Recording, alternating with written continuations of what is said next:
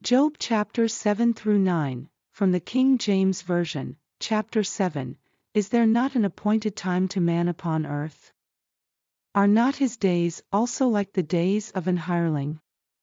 As a servant earnestly desireth the shadow, and as an hireling looketh for the reward of his work, so am I made to possess months of vanity, and wearisome nights are appointed to me.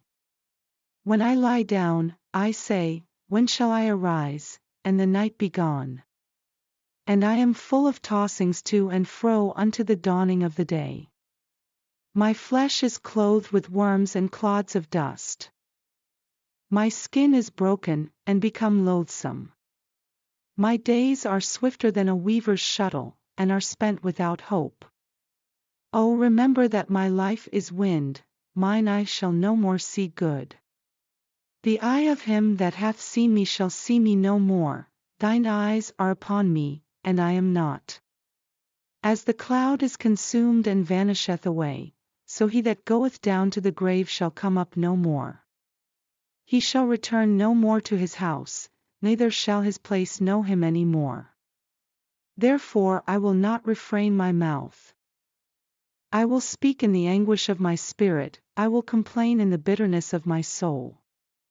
Am I a sea, or a whale, that thou settest a watch over me? When I say, my bed shall comfort me, my couch shall ease my complaints, then thou scarest me with dreams, and terrifiest me through visions, so that my soul chooseth strangling, and death rather than my life. I loathe it, I would not live alway, let me alone, for my days are vanity. What is man, that thou shouldest magnify him?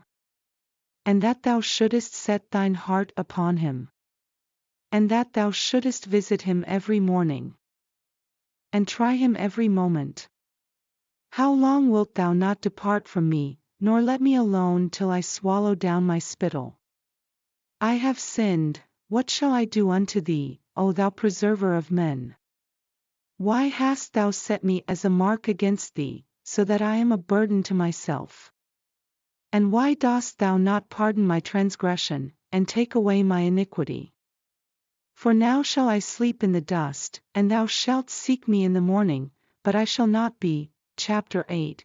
Then answered Bildad the Shuhite, and said, How long wilt thou speak these things? And how long shall the words of thy mouth be like a strong wind? Doth God pervert judgment? Or doth the Almighty pervert justice? If thy children have sinned against him, and he have cast them away for their transgression, if thou wouldest seek unto God betimes, and make thy supplication to the Almighty, if thou wert pure and upright, surely now he would awake for thee, and make the habitation of thy righteousness prosperous. Though thy beginning was small, yet thy latter end should greatly increase. For inquire, I pray thee, of the former age, and prepare thyself to the search of their fathers, for we are but of yesterday, and know nothing, because our days upon earth are a shadow. Shall not they teach thee, and tell thee, and utter words out of their heart? Can the rush grow up without mire? Can the flag grow without water? Whilst it is yet in his greenness, and not cut down, it withereth before any other herb. So are the paths of all that forget God, and the hypocrite's hope shall perish, whose hope shall be cut off, and whose trust shall be a spider's web. He shall lean upon his house, but it shall not stand, he shall hold it fast, but it shall not endure. He is green before the sun, and his branch shooteth forth in his garden. His roots are wrapped about the heap, and seek the place of stones. If he destroy him from his place, then it shall deny him, saying, I have not seen thee. Behold, this is the joy of his way, and out of the earth shall others grow. Behold, God will not cast away a perfect man, neither will he help the evil doers, till he fill thy mouth with laughing, and thy lips with rejoicing. They that hate thee shall be clothed with shame, and the dwelling place of the wicked shall come to naught. Chapter 9. Then Job answered and said, I know it is so of a truth, but how should man be just with God? If he will contend with him, he cannot answer him 1 of 1,000. He is wise in heart, and mighty in strength, who hath hardened himself against him, and hath prospered. Which removeth the mountains, and they know not, which overturneth them in his anger. Which shake the earth out of her place, and the pillars thereof tremble. Which commandeth the sun, and it riseth not, and sealeth up the stars. Which alone spreadeth out the heavens, and treadeth upon the waves of the sea. Which mocketh Arcturus, Orion, and Pleiades, and the chambers of the south. Which doeth great things past finding out, yea, and wonders without number. Lo, he goeth by me, and I see him not, he passeth on also, but I perceive him not. Behold, he taketh away, who can hinder him? Who will say unto him, What doest thou? If God will not withdraw his anger, the proud helpers do stoop under him. How much less shall I answer him? And choose out my words to reason with him? Whom, though I were righteous, yet would I not answer, but I would make supplication to my judge. If I had called, and he had answered me, yet would I not believe that he had hearkened unto my voice. For he breaketh me with a tempest, and multiplieth my wounds without cause.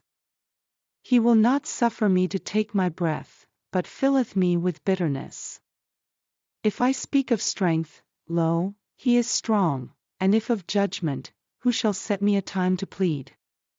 If I justify myself, mine own mouth shall condemn me. If I say, I am perfect, it shall also prove me perverse.